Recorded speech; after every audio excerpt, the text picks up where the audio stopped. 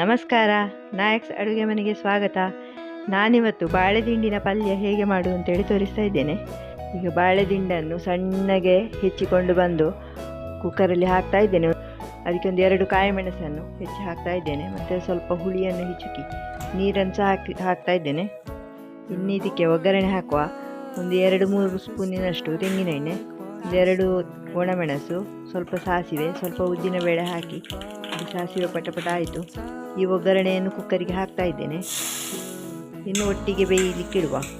ರುಚಿಗೆ ಬೇಕಾದಷ್ಟು ಉಪ್ಪು ಸ್ವಲ್ಪ ಹಾಕಿ ಮಿಕ್ಸ್ ಮಾಡಿ ಕುಕ್ಕರಲ್ಲಿ ಒಂದು 2-3 ಬಿಗಿಲಾಗಲಿ. ನೋಡಿ, ಪಲ್ಯ ಕುಕ್ಕರಲ್ಲಿ ಸರಿಯಾಗಿ ಬೆಂದಿದೆ.